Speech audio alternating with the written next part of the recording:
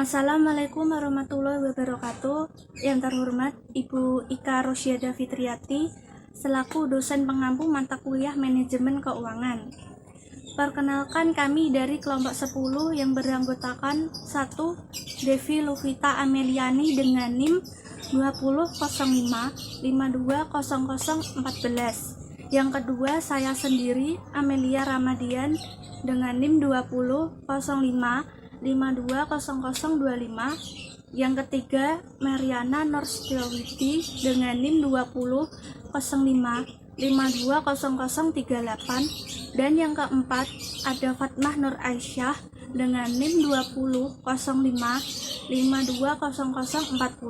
Di sini kami akan mempresentasikan materi pada manajemen keuangan mengenai Risk and Rates of Return, yang artinya adalah resiko dan tingkat pengembalian.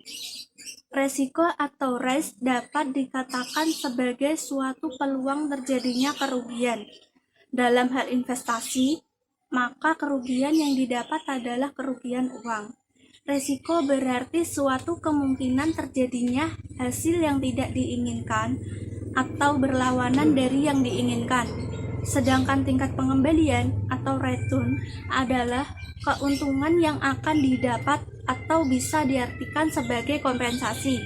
Dalam hal investasi, maka kompensasi ini didapat dari adanya inflasi atau kenaikan harga-harga barang.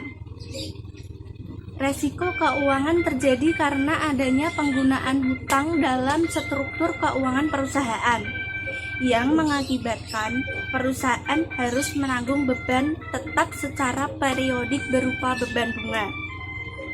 Hal ini akan mengurangi kepastian besarnya imbalan bagi pemegang saham, karena perusahaan harus membayar bunga sebelum memutuskan pembagian laba bagi pemegang saham.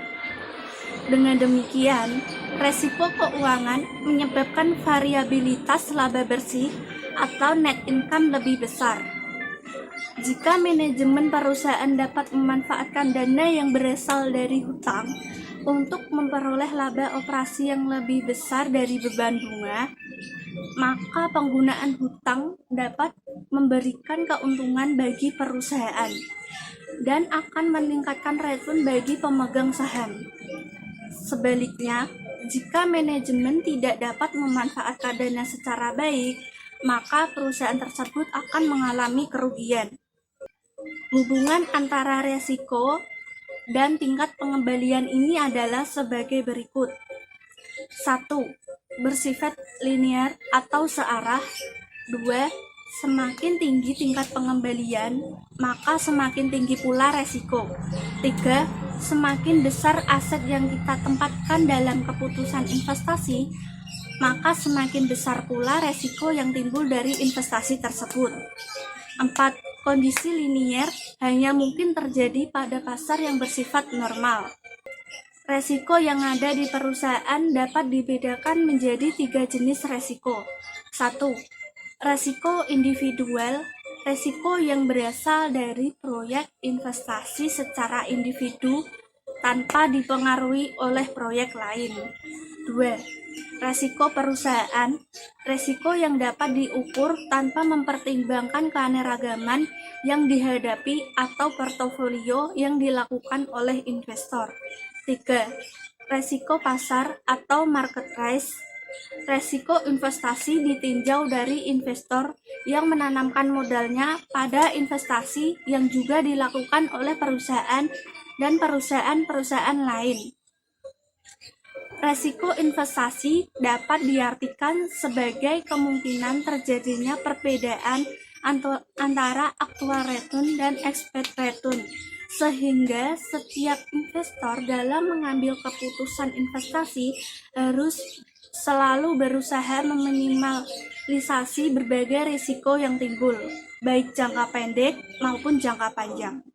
Setiap perubahan kondisi ekonomi, baik mikro ataupun makro, akan mendorong investasi untuk melakukan strategi yang harus diterapkan untuk tetap memperoleh return. Tipe-tipe risiko dibagi menjadi 6. Yang pertama, pure risk adalah risiko murni. Suatu ketidakpastian terjadi, maka kejadian tersebut pasti menimbulkan kerugian. Risiko murni dapat dikelompokkan menjadi 3 tipe risiko, yaitu risiko aset fisik. Risiko yang berakibat timbulnya kerugian pada aset fisik suatu perusahaan atau organisasi. Contohnya kebakaran, banjir, gempa bumi, tsunami, gunung meletus, dan lain-lain. Risiko karyawan adalah risiko yang disebabkan karena apa yang dialami oleh karyawan yang bekerja di suatu perusahaan atau organisasi. Contoh, kecelakaan kerja yang menyebabkan terganggunya aktivitas perusahaan. Risiko legal, risiko dalam bidang kontrak yang mengecewakan atau kontrak tidak berjalan sesuai dengan rencana. Contoh, perselisihan dengan perusahaan lain sehingga adanya persoalan seperti penggantian kerugian. Yang kedua, spekulatif risk atau risiko spekulatif adalah suatu ketidakpastian akan terjadi untung atau rugi. Risiko ini dapat dikelompokkan menjadi 4 tipe, yaitu risiko pasar. Risiko yang terjadi dari pergerakan harga pasar. Contohnya, harga saham mengalami penurunan sehingga menimbulkan kerugian. Risiko kredit, risiko yang terjadi karena counterparty gagal memenuhi kewajiban kepada perusahaan. Contoh, timbulnya kredit macet, presentasi hutang meningkat.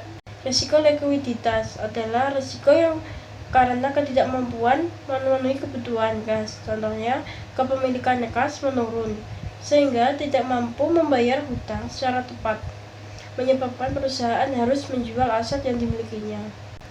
Risiko operasional, risiko yang disebabkan pada kegiatan operasional yang tidak dapat berjalan dengan lancar. Contohnya, terjadi kerusakan pada komputer karena berbagai hal yang termasuk karena virus. Yang ketiga, static risk atau risiko statis. Mungkin sifatnya murni atau spekulatif, asalnya dari masyarakat yang tidak berubah, yang berada dalam keseimbangan stabil. Contohnya, ketidakpastian terjadi sembaran petir. Dynamic risk atau risiko dinamis. Mungkin sifatnya murni atau spekulatif, timbul dari perubahan yang terjadi dalam masyarakat. Contohnya urbanisasi, perkembangan teknologi. 5.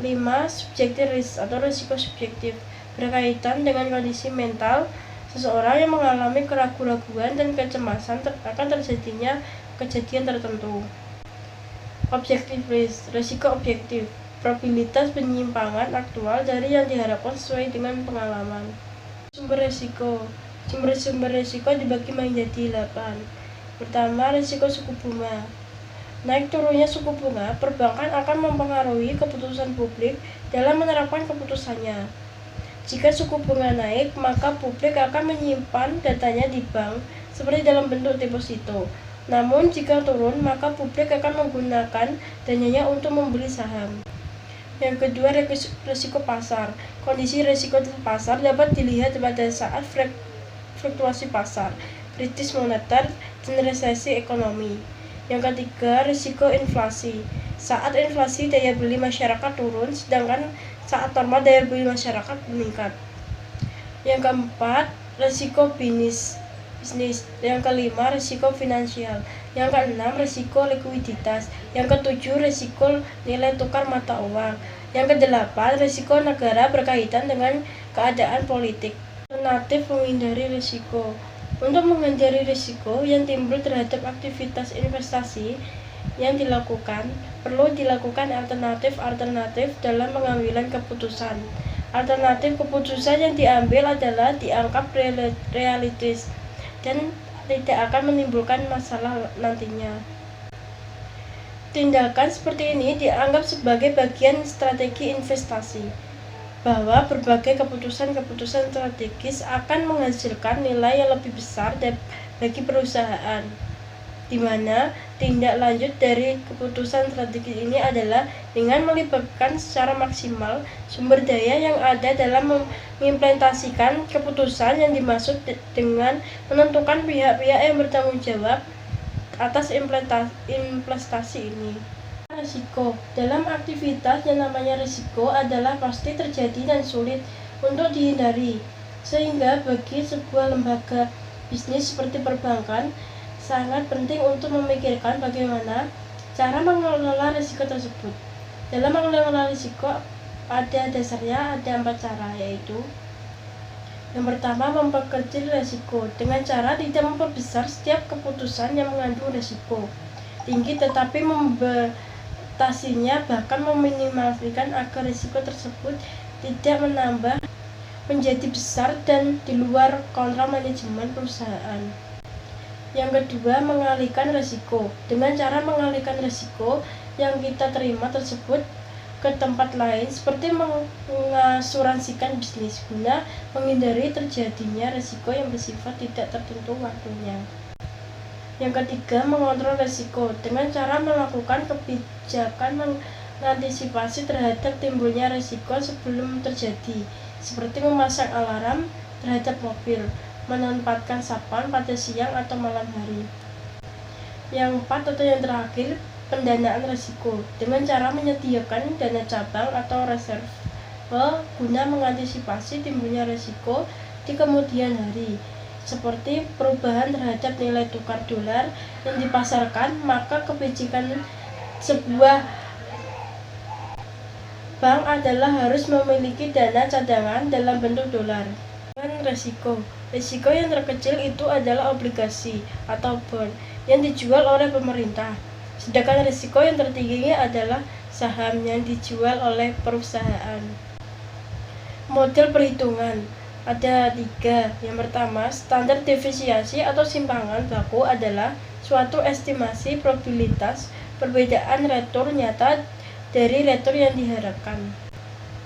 Yang kedua, varian atau nilai kuadrat dari standar deviasi adalah dalam statistik, varian adalah ukuran penyerapan dari penyebaran probabilitas, selisih pendapatan biaya dan keuntungan terhadap jumlah yang direncanakan. Yang ketiga, coefficient of variance adalah ukuran penyebaran relatif atau risiko relatif. Perhitungan return. Dalam bahasa sehari-hari, return adalah tingkat keuntungan. Misalkan kita membeli saham dengan harga Rp1.000, kemudian 1 tahun mendatang kita jual dengan harga Rp1.200. Perusahaan membayar dividen sebesar Rp100 per tahun. Berapa tingkat keuntungan atau return investasi tersebut? Tingkat keuntungan dihitung sebagai berikut. Return Rp1.200 ditambah Rp100 dikurangi Rp1.000 dikali 100%. Jadinya Rp300 per Rp1.000 kali 100%. Periode tersebut bisa harian, bulanan, atau tahunan. Dalam contoh itu, periode tersebut adalah tahunan. Dengan demikian, pada contoh tersebut kita bisa mengatakan investor memperoleh keuntungan sebesar 30% per tahun.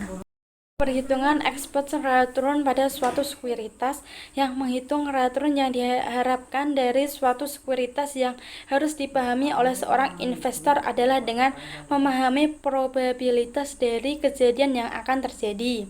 Keterangan dari rumus E dalam kurung R expected return atau return yang diharapkan dari suatu sekuritas. Ada juga return ke-1 yang mungkin terjadi disingkat dengan RI, probabilitas kejadian return ke I yaitu PRI, dan N sama dengan banyaknya return yang mungkin terjadi. Perhitungan expected return pada portofolio. Apabila seorang investor memiliki dana sebesar 2 miliar dan melakukan keputusan investor pada portofolio A dan B saham dalam jumlah ER, yaitu 800 juta, 10% dan 1.207%. Maka kita dapat menggunakan dengan rumus ERP sama dengan AERE plus XBERB. Ada juga keterangannya. Terdapat keterangan dalam rumus ERP expected return portfolio dan ERA expected return saham A. ERB expected return saham B. XA sama dengan uang yang diinvestasikan pada saham A, XB uang yang diinvestasikan pada saham B. Dan yang terakhir, menghitung expected return dari saham.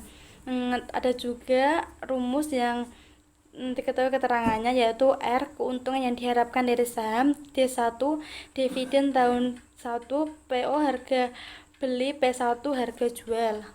Model yang digunakan dalam resiko dan tingkat pengembalian. CAPM Capital Asset Pricing Model. Menurut William F. Serres, CAPM atau model penentuan harga aset model adalah model penetapan harga aktiva equilibrium yang menyatakan bahwa expected return atau sekuritas tertentu adalah fungsi linear positif dari sensitivitas sekuritas terhadap perubahan return portofolio. Capital Asset Pricing Model menjelaskan hubungan antara return dengan beta. Beta menunjukkan hubungan gerakan antara saham dan pasarnya, saham secara keseluruhan. Besarnya risiko perusahaan ditentukan oleh beta. Beta kurang dari 1 menunjukkan harga saham perusahaan lebih mudah berubah dibandingkan indeks pasar. Hal ini menunjukkan bahwa kondisi saham menjadi lebih berisiko. Artinya, jika terjadi perubahan pasar 1%, maka saham X akan mengalami perubahan lebih besar dari 1%. Beta lebih dari 1 menunjukkan tidak terjadinya kondisi yang mudah berubah berdasarkan kondisi pasar. Beta sama dengan 1 menunjukkan bahwa kondisinya sama dengan indeks pasar. Ada juga rumus dan keterangannya. RI return sahami, RF return investasi bebas resiko risk free. Beta I beta sahami indikator risiko sistematis, dan RM return pasar sama dengan apa? Return market. Yang kedua, APT Arbitrage Pricing Theory. Arbitrage Pricing Theory merupakan teori yang dikembangkan oleh Stephen Ross pada tahun 1976, di mana beliau menyatakan bahwa harga suatu aktiva bisa dipengaruhi oleh berbagai faktori. Terdapat juga rumus dan keterangannya. RI return saham I, AI alpha saham I, BI beta saham I, RM return pasar, dan EI random error. Pengembalian keputusan dalam berbagai kondisi. Tindak lanjut dalam bidang investasi yang terpenting adalah pengembalian keputusan decision making. Ada berbagai kondisi yang sering muncul dalam pengambilan keputusan, namun secara umum dapat dibagi menjadi 3, yaitu kondisi pasti. Dalam kondisi pasti, proses pengembalian keputusan dilakukan adalah berlangsung tanpa ada banyak alternatif. Keputusan yang diambil sudah jelas pada fokus yang dituju. Ada beberapa teknik yang dipergunakan sebagai penyelesaian pengambilan keputusan dalam kondisi pasti ini, yaitu menggunakan program linear atau secara aljabar linear dan analisis jaringan kerja. Kondisi tidak pasti. Pada kondisi seperti ini, proses lahirnya keputusan lebih sulit atau lebih kompleks, dalam arti keputusan yang dibuat belum diketahui nilai probabilitas atau hasil yang mungkin diperoleh. Situasi seperti ini dimungkinkan sekali terjadi dikarenakan minimnya informasi yang diperoleh, baik informasi yang bersifat hasil penelitian maupun rekomendasi lisan yang bisa dipercaya. Untuk menghindari timbulnya masalah dalam situasi yang tidak pasti seperti ini adalah sebaiknya melakukan riset terlebih dahulu, mencari informasi sebanyak mungkin, dan menggunakan beberapa metode pengambilan keputusan yang paling sesuai dengan kondisi masalah yang mungkin timbul. Beberapa metode pengambilan keputusan yang paling sesuai dengan setiap kondisi masalah yang mungkin timbul. Hal ini dapat menggunakan metode Laplace, yaitu proses pengambilan keputusan dengan asumsi bahwa probabilitas terjadi berbagai kondisi adalah sama besarnya. Metode Maximak, yaitu proses pengambilan keputusan dengan harga mengutamakan hasil yang paling optimistik dan mengabaikan sisi lain yang mungkin terjadi. Metode Maximin, yaitu proses pengembalian keputusan dengan memilih alternatif yang minimalnya paling besar. Metode Regret, yaitu proses pengambilan keputusan dengan didasari pada hasil keputusan yang maksimal berdasarkan data pada masa lalu sebagai bahan perbandingannya. Metode Realism, proses pengambilan keputusan dengan menggabungkan metode Maximax dan Maximin. Return dan resiko dalam portofolio. Problem utama yang dihadapi setiap investor adalah menentukan sekuritas beresiko mana yang harus dibeli. Karena suatu portofolio merupakan kumpulan sekuritas, masalah ini bagi investor sama dengan memilih portofolio yang optimal dari suatu portofolio yang ada. Untuk mengantisipasi hal tersebut maka dilakukan upaya meminimalisasi kerugian dengan portofolio investasi. Investor yang dilakukan biasanya bukan pada satu instrumen pasar modal, tetapi dikombinasi dengan instrumen pasar modal lain, atau dapat dikatakan portofolio adalah sekumpulan investasi atau gabungan dari 2 atau lebih surat berharga. Tujuan utama dari kombinasi ini adalah rencana investasi yang paling aman dengan keuntungan yang maksimal dan resiko yang minimal. Di sini kami mengambil langkah-langkah yang disarankan oleh John Dickson pada tahun 1974 dalam melakukan portofolio, yaitu yang pertama, placement analysis. Dalam langkah ini, investor melakukan pengumpulan data, baik kuantitas maupun kualitas, dari berbagai alat investasi yang akan dijadikan portofolio. 2. Portofolio construction. Pada langkah ini, investor mulai melakukan berbagai alat investasi yang dapat memenuhi tujuan investasinya. Yang ketiga, portfolio selection. Menghitung return dan resiko portofolio. Tingkat keuntungan yang diharapkan portofolio adalah gabungan dari 2 aset atau lebih. Dalam contoh, jika kita menggabungkan aset A dan aset B menjadi portofolio dengan proporsi masing-masing 50%. Bagaimana tingkat keuntungan yang diharapkan dan resikonya? Tingkat keuntungan portofolio merupakan rata-rata tertimbang dari tingkat keuntungan aset individualnya. Misal, portofolio tersebut kita beri simbol P. Tingkat keuntungan P adalah tingkat keuntungan atau ekspektasi return dari suatu portofolio sama dengan 0,5 dikali 9 ditambah 0,5 dikali 5,25 sama dengan 7,13%.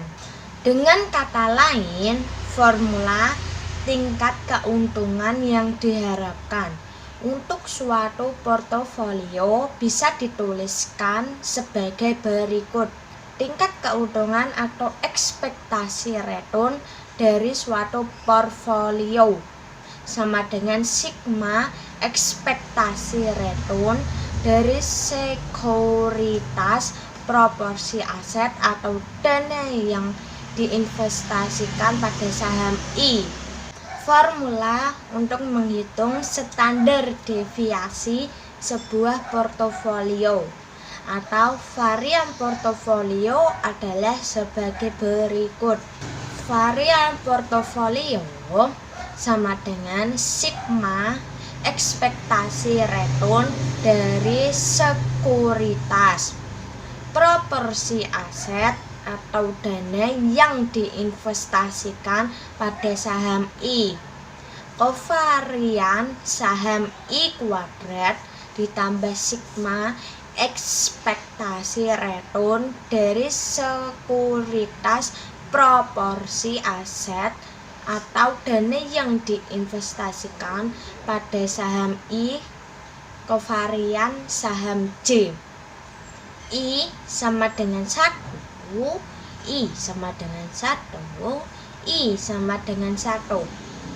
Atau sigma P kuadrat sama dengan akar sigma ekspektasi return dari sekuritas proporsi aset atau dana yang diinvestasikan pada saham I kuadrat kovarian saham I kuadrat ditambah sigma ekspektasi return dari sekuritas. Proporsi aset atau dana yang diinvestasikan pada saham I. Proporsi dana ke sekuritas J. Kovarian antara I dan J, proporsi aset atau dana yang diinvestasikan pada saham I sama dengan proporsi dana ke sekuritas I. I sama dengan 1, I sama dengan 1, I sama dengan 1. Resiko bisnis dipengaruhi oleh berbagai faktor, antara lain 1. Variabilitas permintaan terhadap produk perusahaan adalah semakin stabil penjualan produk perusahaan dengan asumsi hal-hal lain tetap atau ceteris paribus, semakin kecil resiko bisnis. 2. Variabilitas harga jual adalah semakin mudah harga jual berubah, semakin besar juga resiko bisnis yang dihadapi. 3. Variabilitas biaya input adalah semakin tinggi menentu biaya input, semakin besar resiko bisnis yang dihadapi. 4. Kemampuan menyesuaikan harga jual bila ada perubahan biaya input adalah semakin besar kemampuan perusahaan menyesuaikan harga jual dengan perubahan biaya, semakin kecil resiko bisnis. 5. Tingkat penggunaan biaya tetap atau reference operasi adalah semakin tinggi tingkat penggunaan biaya tetap, semakin besar resiko bisnis. 6. Resiko keuangan terjadi karena adanya penggunaan hutang dalam struktur keuangan perusahaan yang mengakibatkan perusahaan harus menanggung beban tetap secara periodik berupa beban bunga. Hal ini akan mengurangi kepastian besarnya imbalan bagi pemegang saham karena perusahaan harus membayar bunga sebelum memutuskan pembagian laba bagi pemegang saham. Dengan demikian, resiko keuangan menyebabkan variabilitas laba bersih atau net income lebih besar. 7. Jika manajemen perusahaan dapat memanfaatkan dana yang berasal dari hutang untuk memperoleh laba operasi yang lebih besar dari beban bunga, maka penggunaan hutang dapat memberikan keuntungan bagi perusahaan dan akan meningkatkan return bagi pemegang saham. Sebaliknya, jika manajemen tidak dapat memanfaatkan dana secara baik, perusahaan mengalami kerugian. 8.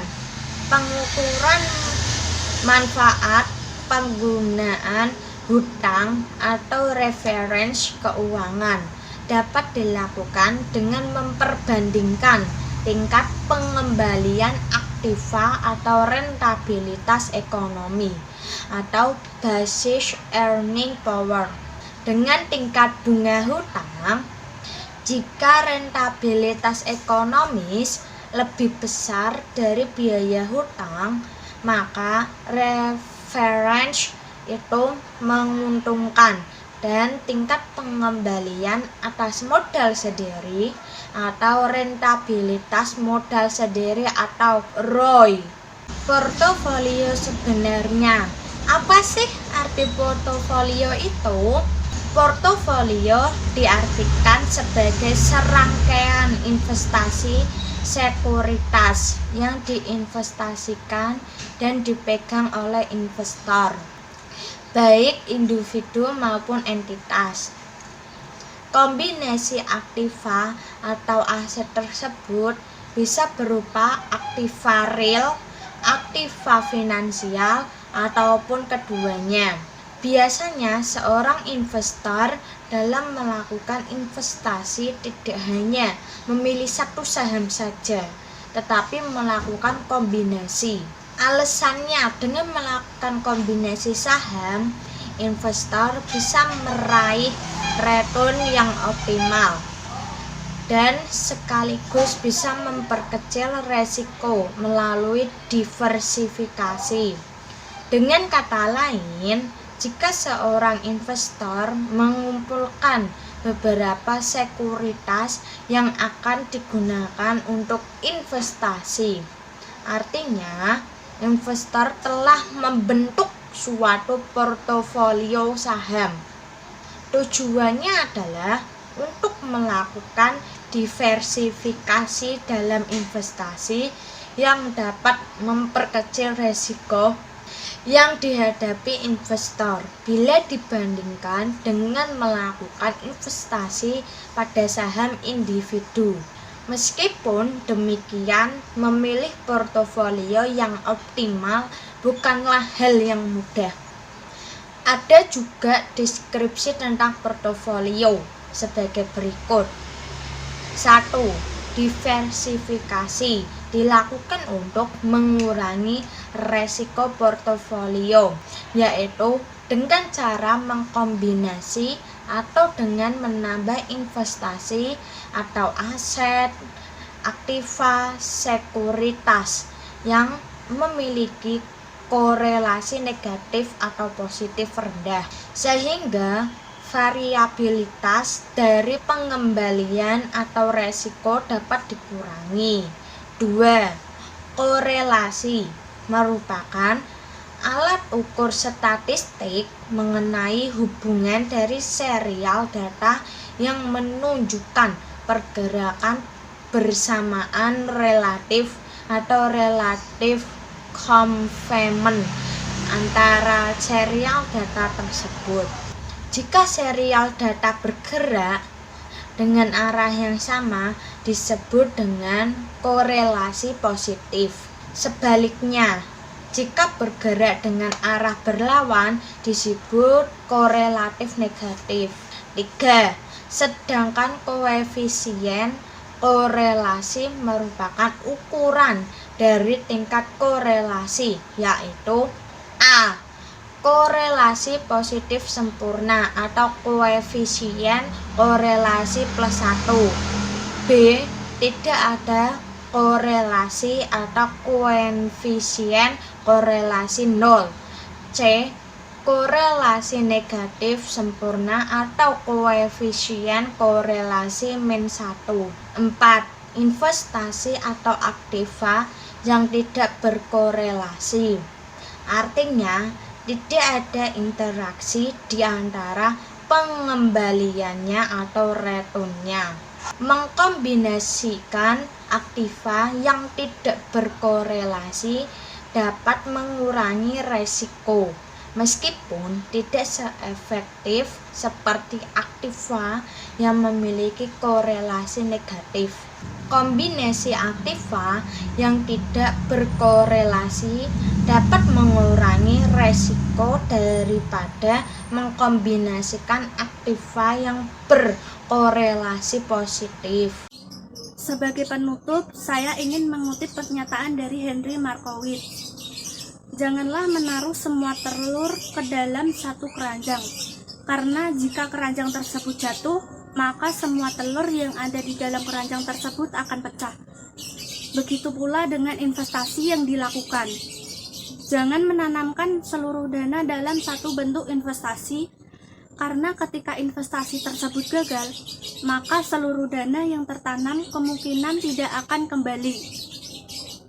Sekian presentasi dari kelompok kami. Semoga yang dapat kami sampaikan bisa bermanfaat untuk kita semua. Jika ada kekurangan dan kesalahan kata, kami mohon maaf. Wassalamualaikum warahmatullahi wabarakatuh.